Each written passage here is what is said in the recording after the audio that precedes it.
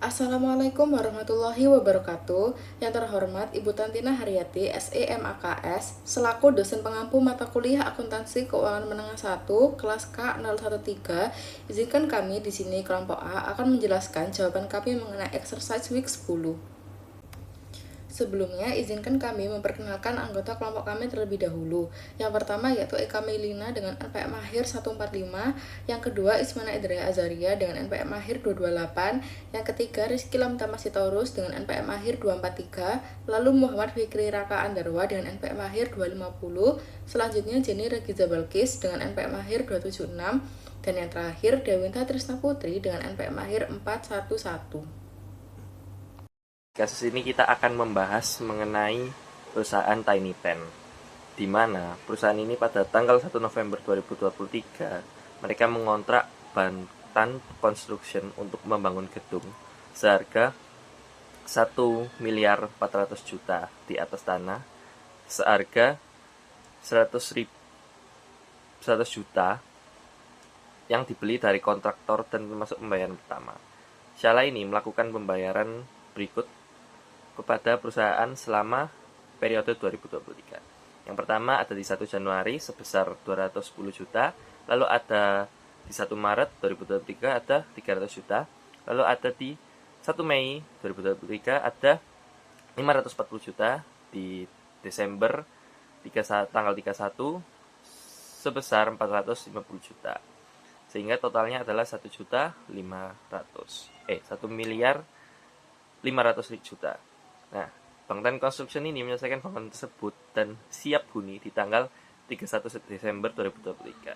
Sehingga Tiny Ten memiliki utang berikut pada tanggal 31 Desember 2023, di mana bunga 15%, wesel bayar 3 tahun untuk pembelian tanah ini, dan bangunan gedung di tanggal 31 Desember 2022 dengan bunga dibayarkan siap 750 juta tahun tanggal 31 Desember. Lalu bunga 10%, wesel bayar 5 tahun tanggal 31 Desember 2019 dengan bunga yang dibayarkan setiap tahun pada tanggal 31 Desember sebesar 550 juta, dan bunga 12% obligasi 10 tahun yang diterbitkan 31 Desember 2018 dengan bunga yang dibayarkan setiap tahun pada tanggal 31 Desember sebesar 600 juta.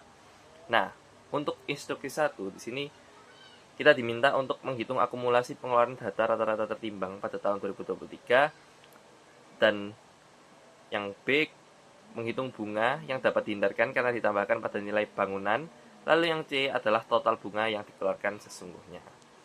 Akan kita bahas pada slide selanjutnya. Oke, di sini saya akan menjawab instruksi 1 yang bagian A, di mana untuk menghitung akumulasi pengeluaran rata-rata tertimbang untuk tahun 2023.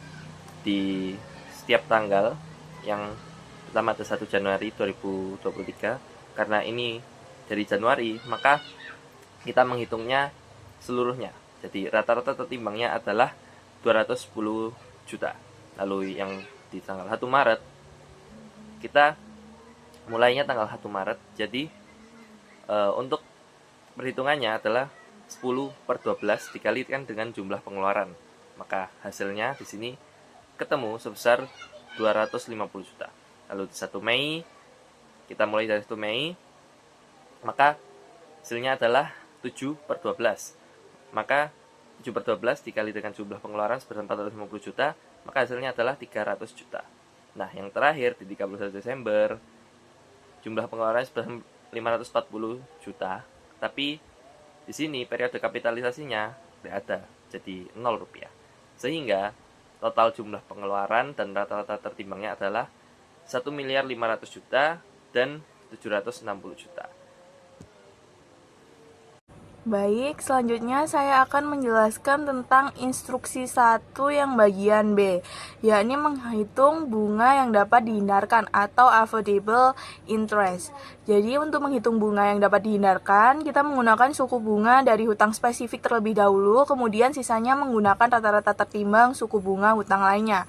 Nah, langkah pertama kita akan mengidentifikasi suku bunganya. Yang pertama ada hutang spesifik, yakni jumlah 750 juta dengan bunga 15%. Lalu yang kedua kita akan mengkelompokkan hutang lainnya. Di sini terdiri atas wesel bayar senilai 550 juta dengan bunga 10%, yakni menghasilkan bunga 55 juta. Lalu yang kedua ada obligasi senilai 600 juta dengan bunga 12%, menghasilkan bunga 72 juta. Lalu ada total hutang lainnya senilai 1.150 juta. Lalu ada total bunga lainnya senilai 127 juta. Nah, di sini kita akan menghitung persenan suku bunga rata-rata tertimbang hutang lainnya, yakni dengan cara kita membagi total bunga lainnya dibagi dengan total hutang lainnya, yakni 127 juta dibagi dengan 1.150 juta, menghasilkan 11,043%. Nah, lalu di sini kita akan melakukan perhitungan bunga kapitalisasinya. Nah, yang pertama ada komponen pengeluarannya. Komponen pengeluarannya kita ada dua, yakni sampai batas hutang spesifik dengan jumlah 750 juta dengan suku bunganya 15%, menghasilkan bunga yang dapat dihindarkan 112.500.000 rupiah.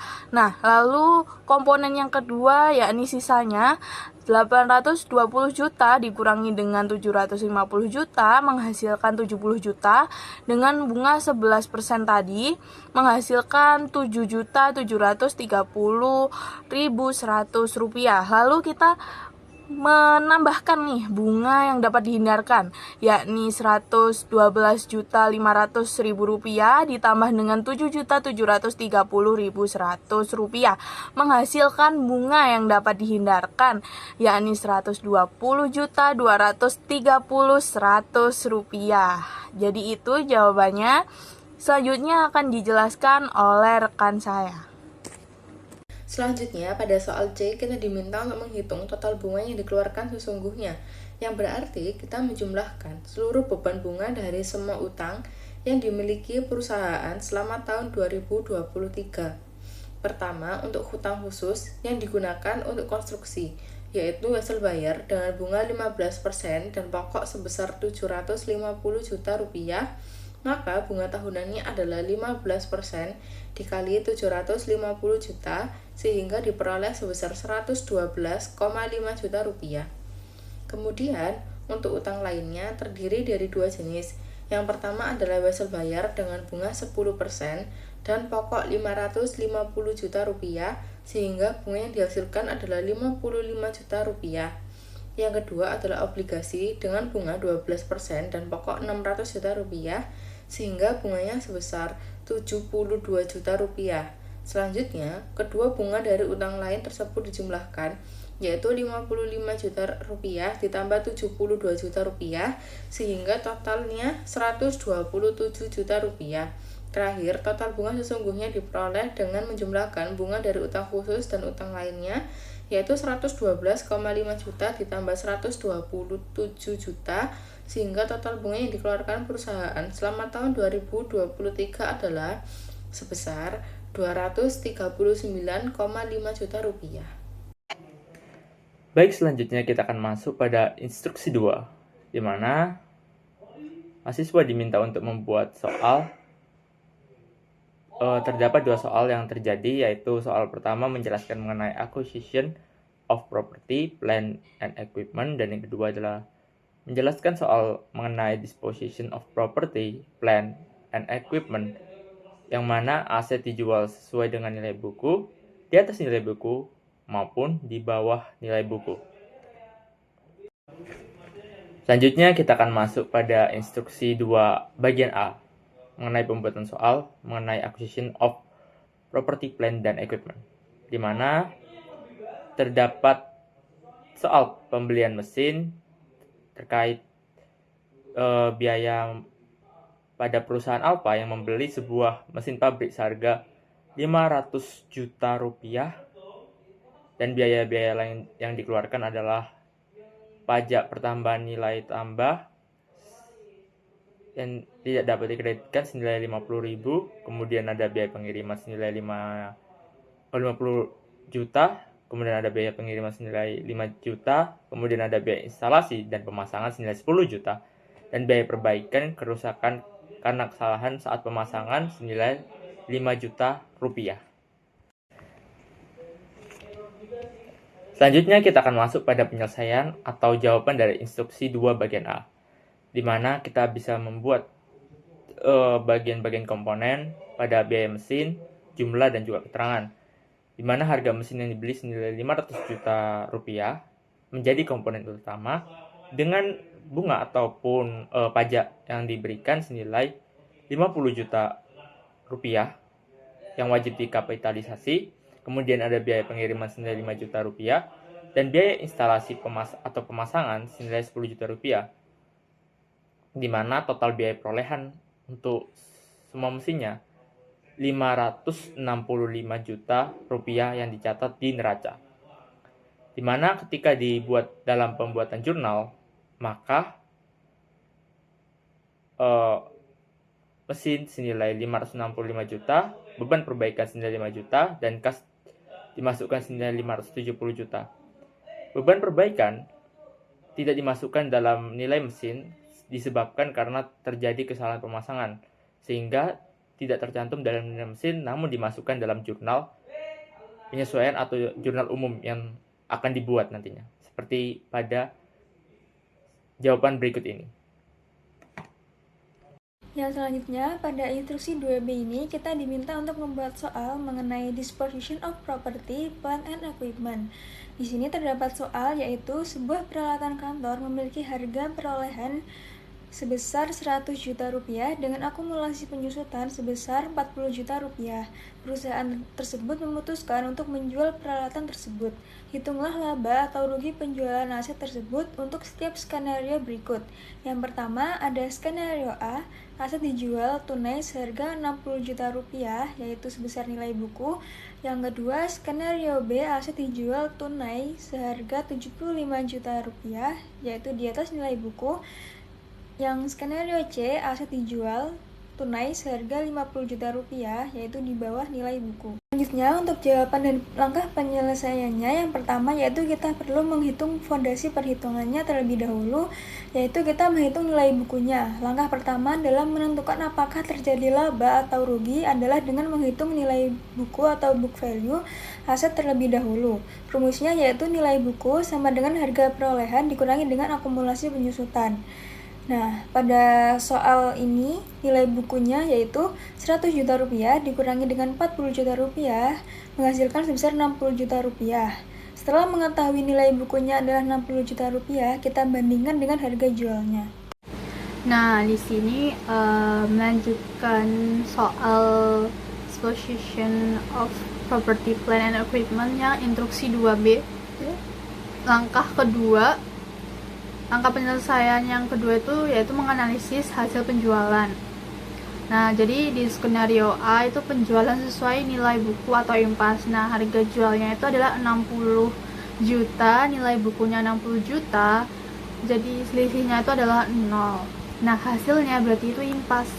Tidak ada laba atau rugi. Terus yang skenario B itu penjualan di atas nilai buku atau untung. Nah, harga jualnya itu 75 juta, terus nilai bukunya adalah 60 juta, selisihnya adalah 15 juta, jadi hasilnya itu laba penjualan aset, jadi menghasilkan laba penjualan aset sebesar 15 juta. Nah, untuk skenario C itu penjualan di bawah nilai buku atau rugi. Nah, harga jualnya itu 50 juta, terus nilai bukunya 60 juta, selisihnya adalah minus 10 juta, jadi hasilnya itu rugi sebesar 10 juta. Nah, jadi kesimpulannya itu adalah yang skenario A itu tidak menghasilkan laba maupun rugi karena harga jual sama dengan nilai buku. Terus kalau skenario yang B menghasilkan laba sebesar 15 juta tadi karena harga jualnya itu lebih tinggi dari nilai buku. Terus kalau skenario C itu menghasilkan rugi sebesar 10 juta karena harga jualnya itu lebih rendah dari nilai buku. Baik, itu saja yang telah kelompok kami sampaikan. Untuk kurang lebihnya mohon maaf. Terima kasih. Wassalamualaikum warahmatullahi wabarakatuh.